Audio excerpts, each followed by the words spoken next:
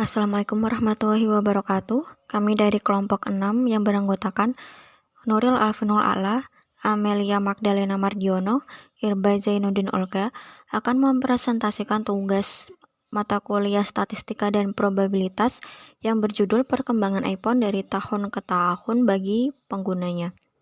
Untuk yang pertama ada latar belakang. Statistika memiliki banyak kegunaan dalam kehidupan dan sangat luas dalam hal pengambilan keputusan yang tepat. Mean, modus, median, kuartil, dersil, dan persentil sama-sama merupakan ukuran pemusatan data yang termasuk ke dalam analisis statistika deskriptif. Dalam makalah ini akan dijelaskan mengenai metode dan konsep tentang perkembangan iPhone dari tahun ke tahun dan penggunanya. Yang kedua ada tinjauan pustaka. Metode yang digunakan dalam penulisan makalah ini adalah state of art dan roadmaps yang menjelaskan perbandingan antara beberapa data dalam pembahasan makalah ini. Selanjutnya pada bagian roadmap sesuai dengan penjelasan mengenai state of art yang berarti sebuah metode dalam mengetahui perkembangan sebuah teknologi. Maka metode ini yang digunakan untuk membandingkan perkembangan iPhone dari tahun ke tahun. Dan diambil 3 contoh versi iPhone mulai dari tahun 2017 hingga 2020. Dilihat dari bagian roadmap di samping dari tahun 2017, 2019, dan 2020 dengan berbagai versi iPhone dan spesifikasi serta jumlah peminat iPhone, di mana dapat disimpulkan dengan spesifikasi yang berbeda, iPhone terus mengembangkan fitur-fiturnya hingga semakin banyak pengguna yang tertarik untuk menggunakan teknologi ini. Selanjutnya, penyusunan proposal ini mengambil beberapa referensi penelitian sebelumnya, termasuk jurnal-jurnal yang berhubungan dengan penelitian ini mengenai perkembangan iPhone dari tahun ke tahun dan penggunaannya. Adapun jurnal pertama dengan judul Gaya Hidup dan Citra Merek iPhone 10 dan iPhone 11 pada Pengguna yang terbit pada tahun 2021. Dapat disimpulkan dari pembahasannya bahwa manfaat dan kegunaan pun tergantung pada orang itu sendiri. Dan rata-rata kebanyakan dari pengguna iPhone merasakan kenyamanan karena menggunakan perangkat iPhone dengan berbagai fitur-fitur canggih yang dimiliki. Dan kenyamanan inilah yang membangun citra positif di kalangan masyarakat. Adapun jurnal kedua dengan gaya hidup dengan keputusan pembelian iPhone pada pengguna yang terbit pada tahun 2020.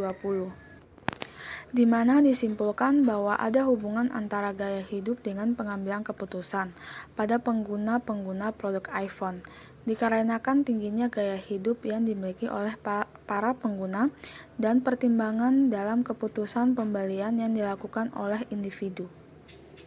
Selanjutnya masuk pada bagian metode, di mana terdapat diagram alir praktikum mengenai teori probabilitas. Di mana dijelaskan pada prosedur praktikum, kita mulai menentukan pembahasan pada tugas ini serta menentukan judulnya.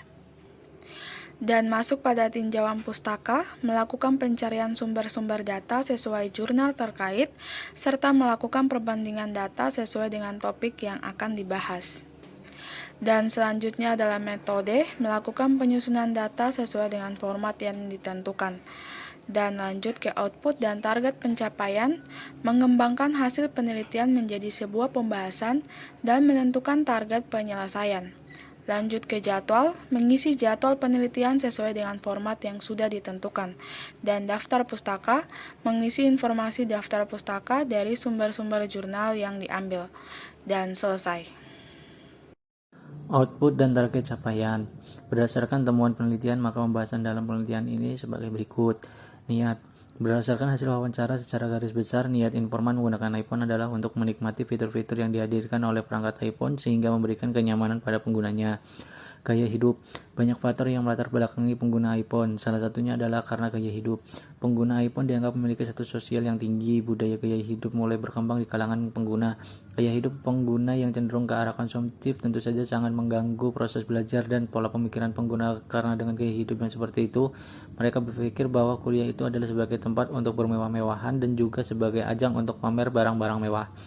Citra merek. Salah satu faktor pembelian yaitu karena faktor psikologi, yaitu keyakinan konsumen bahwa di produk tersebut terdapat atribut tertentu yang berasal dari persepsi yang berulang dan adanya pembelajaran pengalaman. Rata-rata para pengguna iPhone memakai iPhone dalam waktu yang lama. Informan juga sering mengganti seri iPhone. Berbagai macam alasan informan menggunakan seri iPhone terbaru. Ada informan yang hampir setiap ada seri iPhone terbaru kemudian berganti seri. Ada juga informan yang mengganti seri lain iPhone ketika seri yang digunakan telah rusak. Bagi pengguna iPhone terdapat perbedaan ketika menggunakan iPhone dengan smartphone lainnya, khususnya Android. Keputusan pembelian suatu produk terdiri dari beberapa faktor, yaitu faktor psikologis, faktor pribadi, faktor sosial, dan faktor kebudayaan. Faktor psikologis dalam hal ini salah satunya yaitu kepercayaan akan suatu produk. Hal ini dapat dilihat dari citra merek produk yang dipercaya konsumen sehingga terus membeli produk tersebut. Faktor pribadi terdiri dari salah satunya yaitu gaya hidup. Berikut ini adalah hasil dari penelitian yang dilakukan mengenai perkembangan iPhone dari tahun ke tahun berdasarkan rata-rata, yaitu total seluruh data per tahun dari 100 orang dikali dengan 6 tahun. Total dari 600 dibagi dengan 100 hasilnya 6 orang. Jadi rata-rata pertumbuhan pengguna iPhone adalah 6% tiap tahunnya. Median mencari nilai tengah dari jumlah peminat per tahun 2017, 2018, dan 2019. Memiliki urutan peminat untuk iPhone adalah 10, 90, 0, dan 0 dengan jumlah 100 orang. Mengurutkan dari data yang terkecil yaitu menjadi 0, 0, 10, 90. Banyak data adalah 4. Maka nilai median dari urutan data tersebut adalah angka kedua atau data kedua yaitu 0. Tahun 2020 memiliki urutan peminat untuk iPhone adalah 08, 22, dan 70 dengan jumlah 100 orang. Mengurutkan datanya dari terkecil menuju yang terbesar yaitu 08, 22, 70. Banyak data adalah 4, maka nilai tengahnya adalah nilai kedua yaitu 8. Tahun 2021 memiliki urutan peminat untuk iPhone adalah 05, 22, dan 70 dengan jumlah 100 orang. Mengurutkan data dari terkecil menjadi 05, 22, 70.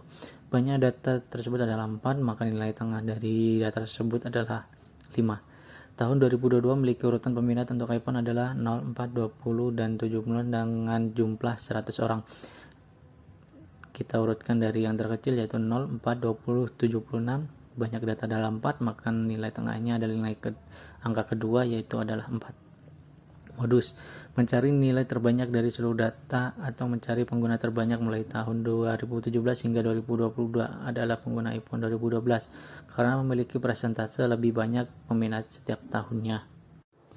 Target dan capaian itu mulai dari tanggal 3 Desember pencapaiannya yaitu mencari sumber data sesuai dengan jurnal terkait.